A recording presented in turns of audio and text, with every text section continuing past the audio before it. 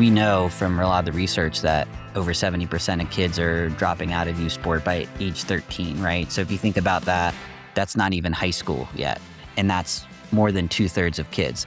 Why is that happening, right? The number one reason is they're not having fun. Well, Mike, welcome to the middle. Thank you. Appreciate you having me on here. I'm so excited to have you on. And you are here, we are neighbors. You're here in Denver, right? Just south of Denver and Centennial. And you are a sports psychologist. Yeah, so technically, to be a sports psychologist, to use that word psychologist, you have to be a licensed clinical psychologist. That's actually a protected term. Okay. It's a little confusing, but I would say the easiest way to understand it is my training was in sport and performance psychology. I got my doctorate in that at West Virginia University. I'm also a licensed counselor, but there's actually a very small percentage of people that are true sport psychologists. Those would be licensed psychologists who then sort of did some training or expertise within athletics. So is that something that as parents or adults or even young athletes are looking for this type of help? Is that something they should be paying attention to? I think so. I mean, there is a pretty small percentage of all the people that do sports psychology that are sports psychologists, which is interesting because the field is called sports psychology, but I cannot call myself a sports psychologist. It is a little confusing, but I think it's important at the very least that the training matches what you're looking for. There are some various certifications and different licensures and things like that. Within the field of sports psychology, there's a certification called CMPC. And then outside of that, it's just whatever training that you had. But you do work a lot, especially with youth athletes. Yes, I do. That's kind of my primary niche and where I've had the most experience through the years since I graduated is at high school age, a little bit of middle school, and then also a lot of college athletes as well. And I think that's so interesting. And that's why I wanted to invite you on when I met you, because I think we've talked a lot about there's a mental health conversation everywhere right now. I mean, it's not just in sports, but I think there's a lot of the tabooness around talking about mental health, I think, is slowly evaporating when you're a pro athlete, maybe when you're an adult, when you're older. There's this more freedom to talk about it. I don't think that's happened at the more youth age, the high schoolers, the middle schoolers, even the college athletes. So I wanted to ask you, like, right now, from your perspective, where you sit, what is the single biggest threat right now to a young athlete's mental health? The single biggest threat is dealing with the professionalization of youth sports that's happened, over the last decade or two. So when I say professionalization, right, I'm referring to the fact that youth sports, really originally was just a fun way to get together with other kids your age and play sports. The Sandlot, yeah. Yes, exactly, right, in the backyard games and the street games and through the years, right, it's just gotten more and more professionalized. So we have way more leagues, we have year-round sports, we have the ability to pretty much practice, train, and play any sport at any time of the year-round. We're keeping score at younger ages. We're just adding more and more and more and making it a more professional setting for younger athletes. And with that, I think comes a lot of negative outcomes. There's increased anxiety. There's too much focus on winning. There's just burnout. Numbers have increased because kids aren't getting breaks. They're playing sports year round, and not just one sport, but they may have multiple sports that they're now expected to be playing in the off season and in seasons that you typically wouldn't play that sport. We're having them put on these jerseys and play games and keep score and do travel leagues and elite teams and selection teams. And it's just gotten completely out of hand, in my opinion. I would agree. Why we talk, like I said, we talk so much about mental health. Why do you think kids have gotten left out of that conversation, especially the ages that you work with? Like, why have we, I don't want to say glossed over it, but why have we missed them? Yeah, it's a good question. I mean, I think we know from a lot of the research that over 70% of kids are dropping out of youth sport by age 13, right? So if you think about that, that's not even high school yet, right? 13 is right before you start high school, and that's more than 2/3 of kids. Why is that happening, right? The number one reason is they're not having fun. Why are they not having fun? It's not because their friends aren't there. It's not because they're not getting to play sports. It's because there's too much pressure. They're being burnt out. The emphasis is on winning, not on getting growth, development, playing more, having fun. And so I think that's a trend that we've now seen over the last couple decades, and it's a little worrying because it's going against what I think are kind of the roots and the origin of why youth sports really was created and why it matters and why it can be such a great thing for a lot of kids. And you and I talked about this because there was that study, we actually did an episode on it a month or 2 ago about, and I'm gonna blank on the researcher's name, but she did a study of kids, who not they it wasn't a, rating system per se, but they basically had to report what did they enjoy about their sport that they were doing, and, it was completely free range, they could just give their answer. And you and I talked about this, things that I think the youth sports industry, especially with private equity, throws money into, we're all at the bottom of the list. It was trainers and private lessons and Yeah. equipment that's Jerseys. Yeah. Yeah. yeah, and the kids, what they rated highest was, like, I get to see my friends, and my coach respected me, and they liked the snacks, and I just got I got playing time. I like the sport, and I got to go play it. So Yeah. it's I think it shows such a gap between what actually may move the needle for a kid to have fun in a sport and what the money is being thrown at. Exactly. You make a lot of money by starting a new youth sport club or creating a new all-star team or having a showcase event or, requiring more money for new uniforms and new equipment. I mean, that's a moneymaker, right? And so ultimately, a lot of these youth sport organizations are really bleeding families dry. And it's actually has impacts beyond that, right? So just as a sort of side example that's current to what's going on right now, like World Cup is going on right now, right? I'm a huge soccer fan, so I've been all over it, watching every game that I can. And there's been a lot of talk on why the US as a whole, as a country, cannot compete at the highest level with some of these top, teams from Europe and maybe South America. And a big reason for that, not necessarily the only reason, but I do believe one of the big reasons is that youth soccer is so expensive and it's essentially a pay to play system. And so a lot of the kids who are in cities or rural areas, like they're getting left out of that conversation. And so the only kids that are moving on are the ones who can afford it from wealthier families. And not saying those aren't good athletes, but we're leaving a lot out. And it also just causes other problems with kids being able to just switch clubs as soon as things don't go well, or we can create new teams. And it's at the root, I think, of when we are asking that question, because we have a huge country. We have a lot of possible participants. We have tons of resources and money. We have great facilities and, we have every reason to be up there and yet we're not. So why is that? And I think we don't have, and maybe this is a good or bad thing, especially in the European leagues, they have the farm system, the funnel system from the 9 or 10, and then you can go up if you're good. You can go all the way up into getting a contract. We interviewed a guy earlier on this season about that. And I think that, to that point, it can be a good thing of that really can nurture and foster some of that talent and give kids a way into that pipeline. But it also can create immense amounts of stress when they are 11, 12, 13 years old and not maybe able to understand what they're feeling or what they're going through, but they're kind of pushed through these systems without that mental health uh, support. Yeah, exactly. What is something that you see? You've worked with athletes, you've worked and you especially work with these youth athletes. So what are some things that you see in youth athletes today that stand out to you?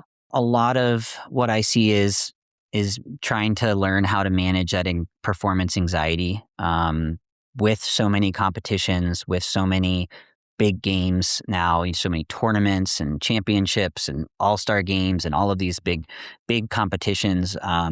There's a lot of pressure, and we're not really taught ever as young athletes. And I played sports when I was growing up through high school. It's like we weren't taught how to manage the mental game at all, right? And if you had a coach who did help with that a little bit, most likely they weren't necessarily trained in that. They had maybe picked up a few things in their playing career, or they were trying their best to help. But when are kids taught how to manage anxiety, right? They're not. Yeah. a lot of kids don't even know know what I was anxiety gonna say, is. do kids even know? Do they know it's anxiety? Are they able I to mean, vocalize it? some, right? It kind of depends on maybe how emotionally developed they are and how aware they are of what's going on. But that's one of the main conversations I tend to have a lot of times right off the bat is what is anxiety and how does it manifest itself in your body, right? And in your head? Because it really is both of them. It's what's going on in your mind and then how is it affecting your body as well. Burnout's another one. And burnout's an interesting one because, kind of can look different depending on the athlete and there's a kind of quite a bit of variability on what burnout looks like. It can look like for some athletes just being really fatigued. It can be irritability. It can be disinterest or kind of pulling away. And while some coaches or parents might say, "Oh, they're just lazy. They're not or they're not committed," really they're probably just mentally and physically exhausted. And I don't know that we do a great job of identifying that and helping prevent burnout because really once burnout hits, you're burned out. You need to basically take a break and that's the solution, right? It's more about how do we prevent getting to that point so we don't have kids who are 12 or 13 that don't want to play sports anymore because it's not fun. Yeah. Are there symptoms of anxiety? You mentioned symptoms of burnout. Are there ways anxiety shows up that you see? Absolutely. So I would say, anxiety can be super visible, right? You see a kid, he's shaking, having trouble breathing, can't really perform the actions that they know how to perform because they're too tight or they're having muscle tension. That's kind of the stuff you see. But obviously with anxiety, a lot of times it's well hidden and people, adults too, we don't necessarily want to show people we're having anxiety. We're very good at hiding that. But what's going on in the mind, right? Racing thoughts, self-criticism, doubts, worrying, really negative things that they're saying to themselves or, kind of having those fantasies about what might happen that could go wrong and how am I going to ruin the game. And so there are strategies for both physical and cognitive symptoms of anxiety and kind of having some things, some tools really is what I call them. I try to give tools to the athletes that they can use because the worst thing that can happen is you're an athlete and you're out there and you don't know what to do. You don't have anything you've practiced or worked on to deal with the mental stuff. And now at that point, you're kind of just winging it, hoping that it will work out. But that's obviously a very risky strategy and often doesn't lend itself to good outcomes. And so, you know, I kind of try to fill that role of let's give you some things you can do, and you've practiced and you feel comfortable with and confident with that you can use in those moments when you need them. I had a conversation with someone that last night, and it was I don't think we were talking about youth sports, but we had the same thing. It's like it's very easy when everything's going well. It's very easy to understand how to react or how to juggle things, but when things aren't going well, especially when they're out of your control, to your point, it's so hard I mean, that's why we ideally go to therapy. We have these tools that we have Yeah. so we can get through those moments. I know very few people that need help getting through the good moments. Sports are two people or two teams going at each other and trying to make each other mess up and trying to win. And inevitably, you're going to have those ups and downs and you're going to have those mistakes. I mean, mistakes are part of the game. Like accepting that is something very early on that I try to work with athletes on is it is not about not making mistakes. When you are trying to avoid making mistakes, you're actually more likely to make mistakes because your mind is filled with the idea of mistakes and trying to avoid them. And I don't think you can. You can't avoid it. Right. It's not possible. I mean, and I always, who's your favorite athlete, right? And we will sit there and talk about, the fact that their favorite baseball player hits 340 and what does that actually mean, right? That means that almost 7 times out of 10 they're heading back to the dugout after, they go up to hit or what's the, shooting percentage of your favorite basketball player and so on and so forth and it's like look how much failure is baked into sports. Like it's just part of it. And the great athletes understand that and recognize that that's part of it. And so they're able to accept that quicker and move on much faster from mistakes because they know that that's just part of it. And the less that they focus on that, the more likely they are to be successful the next play. How young have you seen anxiety and burnout show up in kids? Yeah, it's a good question. I mean, pretty young. I think the one of the youngest I've worked with through the years is like 8 or 9, which is crazy because I have a 8-year-old and it's like, there is a part of me, to be honest, where I struggle a little bit with like how young is too young. Are you making it an actual issue by saying, "You need to go talk to Dr. Mike about these things," and they're 8 or 9, and it's like, maybe they're just upset because they didn't play well or, maybe they're just, not used to losing and, you know, the best way to get used to losing is to lose, right? So, part of that is we need to allow our kids to fail and obviously be there to support that, but it's not about trying to avoid failure and prevent your kid from failing because then they don't know how to fail. And when they do inevitably fail, because we all do, whether it's in sports or in school or however else, they're not going to know how to handle it. And it's going to be a much bigger disaster than if they've kind of learned and started to get adjusted to how to fail as they are growing up and going through sports and school and those different life events.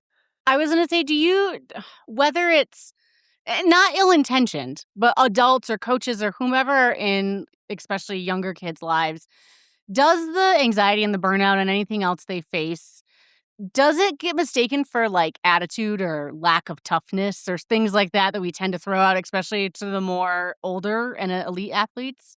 I think it absolutely can. I mean, it's very hard to tell, right? I mean, this is the thing with when we talked about how it's hard to see anxiety a lot of times. Burnout, maybe, yeah, we don't know. Is this really burnout or is it just you don't want to play this sport anymore, or you really are just kind of not wanting to put the work in.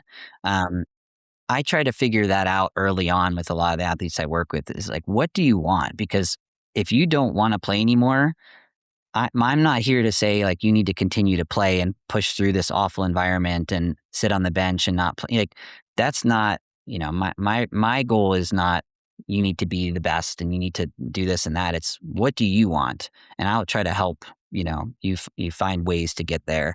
And there have definitely been athletes I've worked with that ultimately I think what we came to the realization was they didn't want to play that sport anymore and they just had a hard time saying that or there was pressure from, parents or their coach and it's like, I'm not seeing a lot of positive outcomes from you playing right now, right?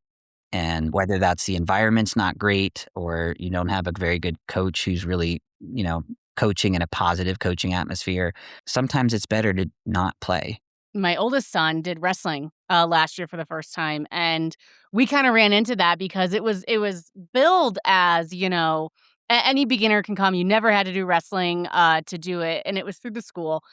But we realized very early on that every other kid there had had some sort of experience with wrestling, and as we watched my son go through, the first several weeks of the practices and all that, we really hit a point where we had to kinda say, are you thriving in this, or are you just trying to survive each practice and each match? Because but it was a really hard conversation because, yeah, in the beginning, again, it was kinda like, "Alright, it's just new."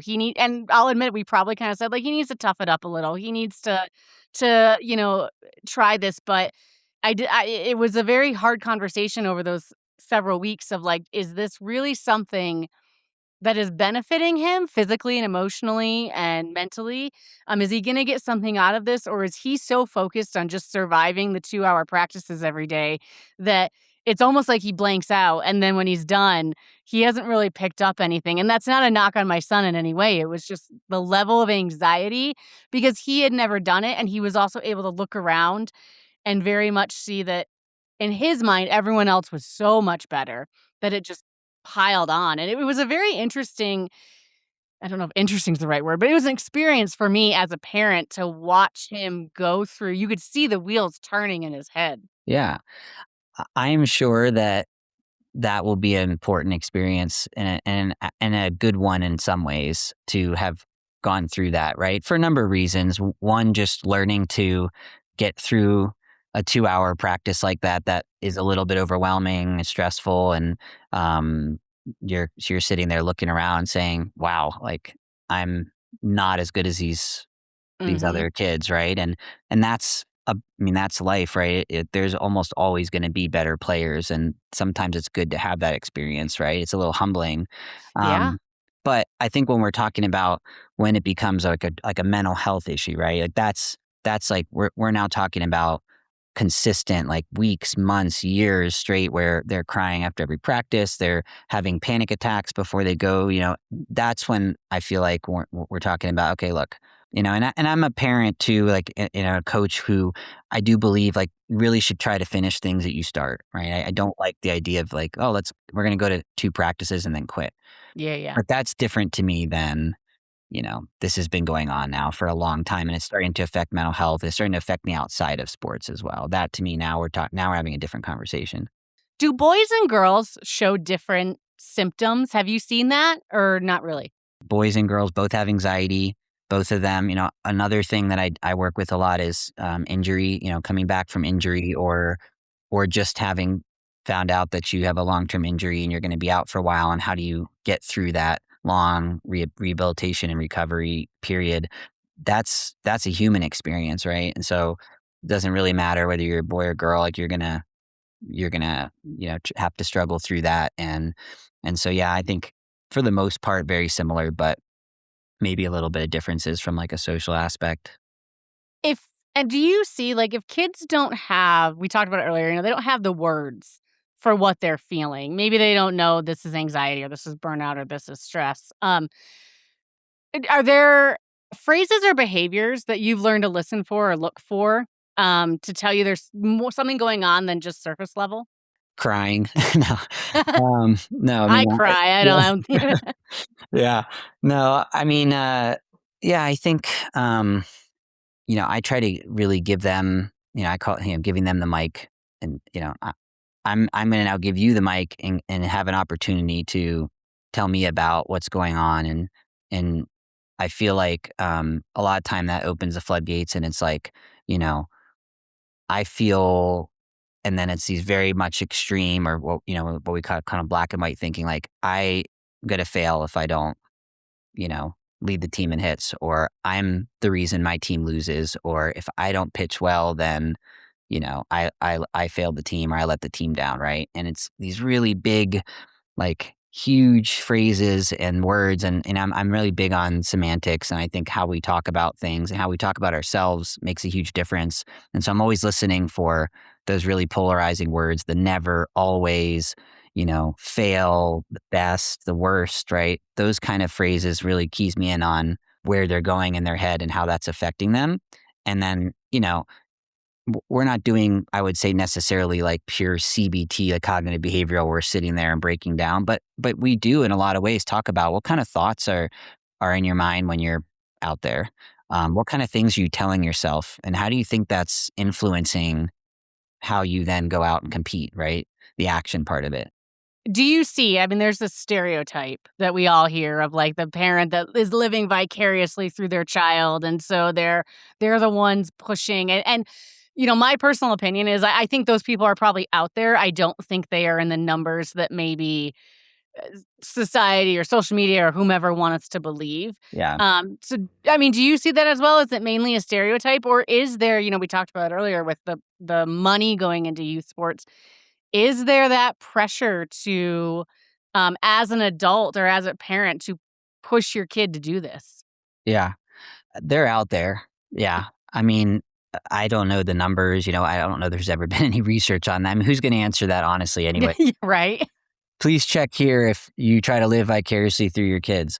Um, I see it though. I've seen it already, and like I said, I have 2 kids, 8 and 5, so still pretty young. I've seen it even at some of their soccer games. The parents that are yelling from the sideline, trying to coach during the game, even though they're not the coach. And it's never a good thing. The kid does not seem to be enjoying himself. There's usually tears. I've started to see some organizations that, like, will literally now, when you sign up, send out documents that talk about, like, if your kid signs up for this program, you are not allowed as a parent to yell from the sideline. Like, the only thing we're allowed to do is positive encouragement and clapping. There will be no yelling. There will be no yelling at the refs. There will be no negativity.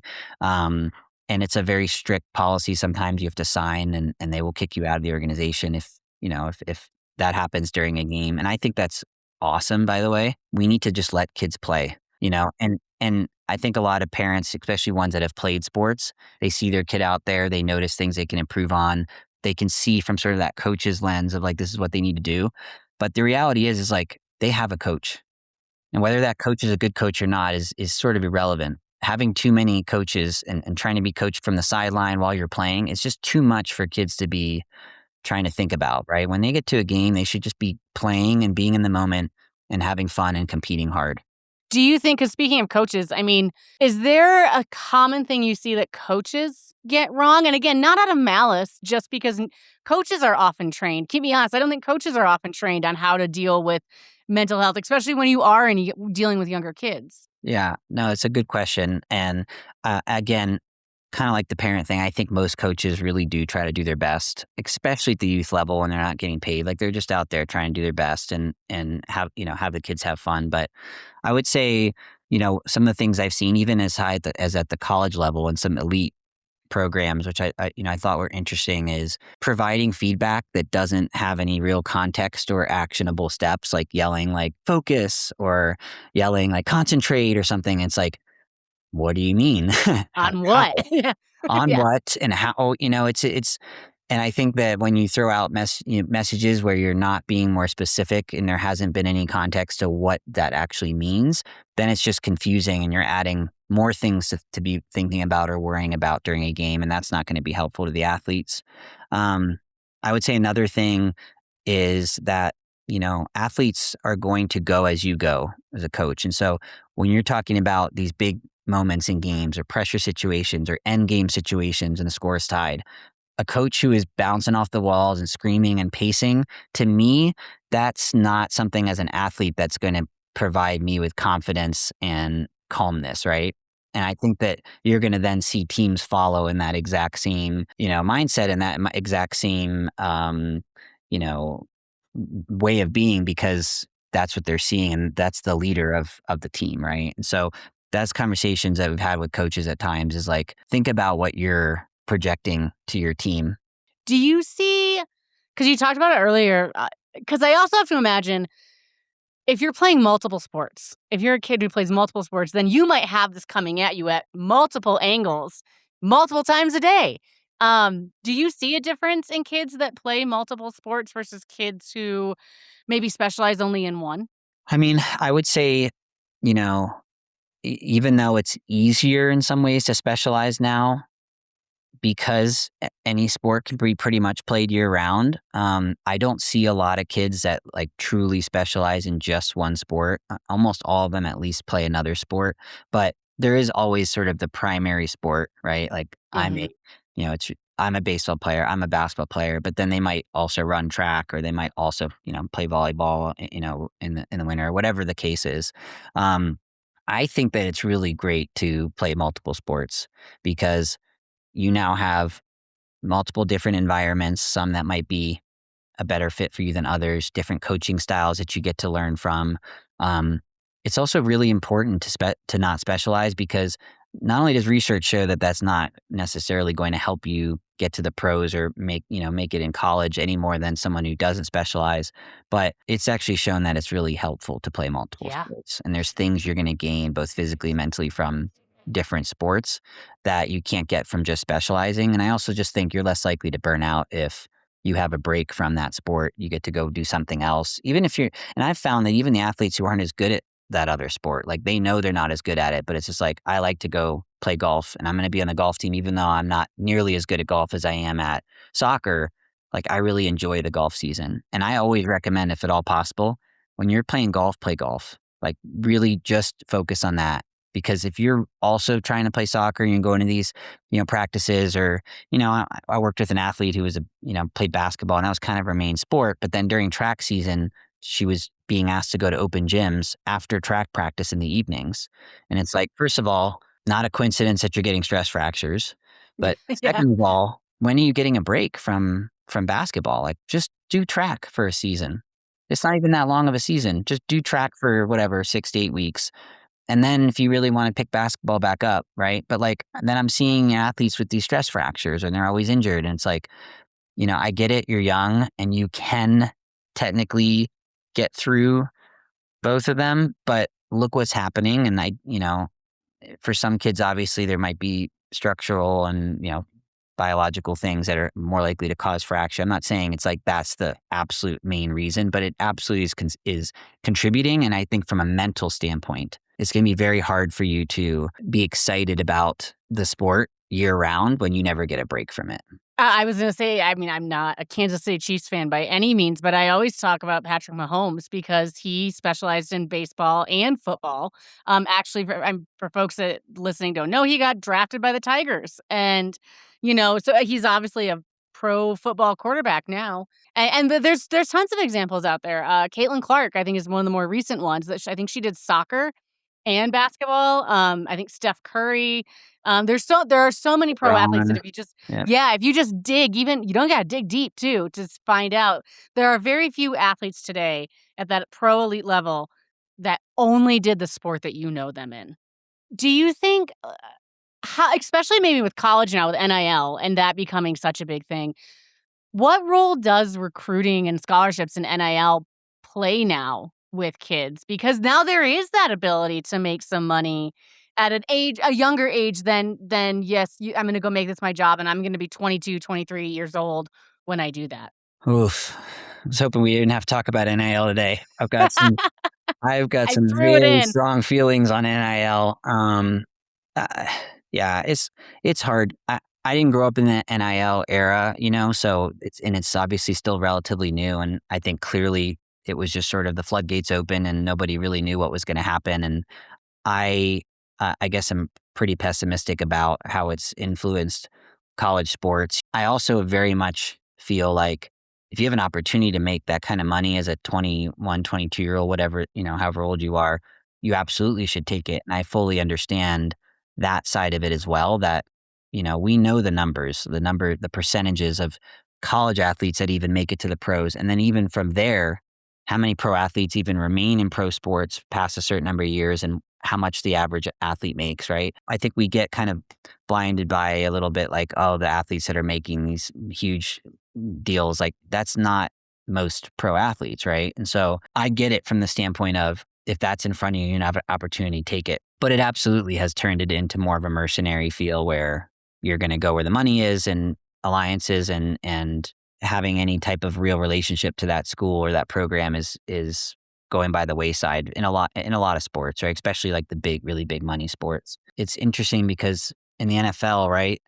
Um, there's been a lot of talk in recent years about how like there's so few rookie QBs that come in and seem ready. And they were interviewing some coaches and they were like, "Well, what do you expect when you may have a player who's played at four different programs for four different coaches in 4 years? Like, how do they're playing with different systems, different teams, different ways of playing, different philosophies. How are you going to develop and be ready when you haven't had any consistency, right? And it's not just QBs, but I think that's obviously a big example because there's so much burden and responsibility and it's such an important position. But I think that's the case with a lot of sports now. I mean, I think about like, I like watching NBA. I like watching NFL. I like watching like, soccer. It's like we don't have a lot of really young players coming in ready. And it seems like maybe it used to be more of a case where by the time you got to the pros, you had now cut your teeth in the college and learned things and had developed and were ready. And now it takes so much longer because part of that is there's no consistency. Before we wrap up, I do have to ask you about social media. How has social media changed how, like, especially again, from your perspective, what a 10-year-old or a 13-year-old athlete is comparing themselves to, and how has it just impacted that mental health aspect? Yeah, I am not a big social media guy. Just to preface this question, I think it's absolutely been a difficult factor for, especially when you get to that high school and college age, because everything's amplified now. You make a mistake, a blunder, millions of people see it rather than just maybe the few hundred that were at the game. It's easy to get on there and look at all of these, by the way, not usually real and certainly very fabricated videos and pictures of people that are killing it out there and so successful, and yet a lot of that is not even real, right? It's just a lot of pressure, what's going to happen after a game if you don't perform well? How many messages are you going to get? It's easy for people to hide behind a keyboard and say things they wouldn't say in real life because there's no consequences to it. And at the pro level, I mean, you see these guys like, I think it's great when they're like, I stay off social media during the playoffs. Like, good. there's very little that you're probably going to get out of that during such a pressure-filled time, right? You work with a lot of you've worked with high schools, you've worked with colleges and universities and the athletes in them. What is one structural change at the league, at the school, at the club level, at the coach level that would make the biggest difference if someone just did it? One major one is, we talked about this a little bit earlier, enforce shorter, more age appropriate seasons, for youth athletics would, I think, help reduce burnout and injury prevalence for sure. We don't need elite and select teams when these kids are 7, 8, 9, 10. It's just, to me, it's unnecessary. We know kids develop at different ages anyways. And if most kids are quitting sports by 13, which is right around that time where we're even going through these big, changes in puberty, and you're weeding out so many kids that had possible potential to do amazing things and grow and be really great at what they do, because you're trying to weed out and select at such a young age, and we just don't know how these kids are going to develop, right? Like for every Messi, there's a Freddie Adu, right? For every LeBron, there's a I don't even know if you'll know this guy, Sebastian Telfair, was like this phenom and then nothing happened with him in basketball. Like, I just think we need to slow that down, shorten seasons, make it more age appropriate, get rid of these elite selection stuff all the time. And then, as I mentioned earlier with the soccer thing, like, I think there's too much financial burden in some sports that prevents a lot of possible athletes from participating and being great players. And that's not something that, these are all, to me, like, these are preventable things, I think. And these are issues that in a lot of ways adults have had a major hand in. And so I think that that's kind of the one that really stands out to me. And that I see right now having, kids coming through the youth sports system is there's just too many options and too much that is being asked, and it's hard. There is pressure, and it's hard on parents to say no, right? They look around and they talk to their friend like, "Oh, is Johnny doing, the competitive league versus rec this league, the rec this year?" And it's like, "Oh, what's the difference?" Well, competitive plays 4 times a week and also plays on the weekends and is 4 times as much, and they're also traveling to 6 different states in 2 months, and it's like, am I being left behind? Like, am I preventing my kid from being successful by not having them play in this? And honestly, I think that is much more of a thing in your mind than it is an actual thing that we're going to see play out. I really do, for the vast majority of the time.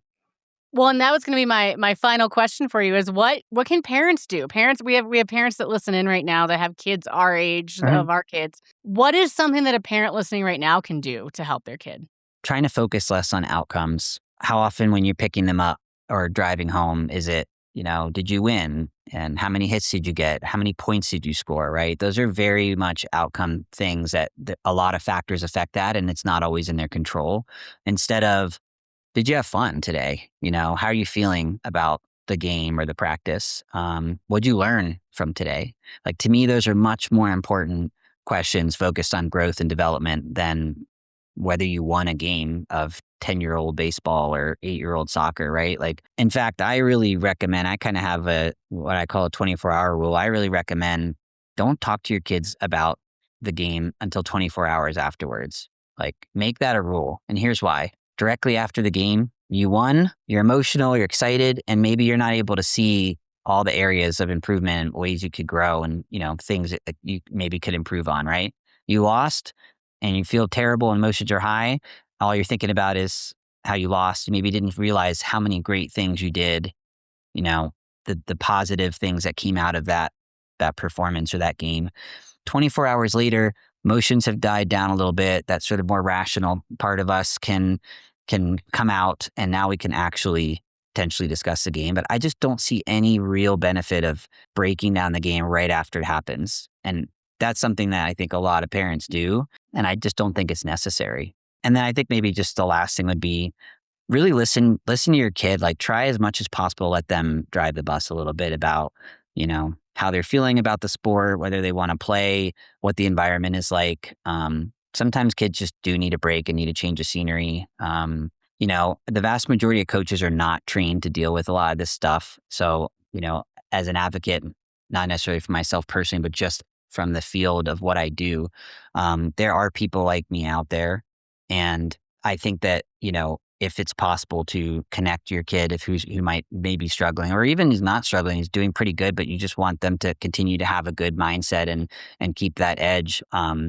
Having somebody trained to work with the mental side of performance, I think is important. It's one of the reasons I got into it. I wish I would have had someone like myself when I was younger. I struggled with that a lot. I was a pretty good player, but I just could not keep my emotions in check, and I had a lot of anxiety. And looking back, that would have really enhanced my youth sport and high school experience. Well, then how can people find you? They can find me by, looking me up online. I have, I do this for a living as part of my LC, it's Elevation Sport and Performance Consulting. I work with a lot of youth athletes, high school athletes, college athletes, and do virtual sessions just like this. And we talk about things and work on different skills. And yeah. And I was gonna say, because we have folks obviously that listen outside of Denver and Colorado, so do you take folks from other states, other parts of the country? This is something I do with athletes from all over the country, and it doesn't really matter what sport you play and where you're living and where you're from. I think that performance is performance. We're always performing in day to day life, right? So many things we do are performance, and so even though the context is sports, really what we're doing is life skills, and those can really be carried across a lot of different contexts. Well, Mike, this has been fantastic. Thank you for coming on. Thank you for sharing everything you know. I think it's so eye-opening.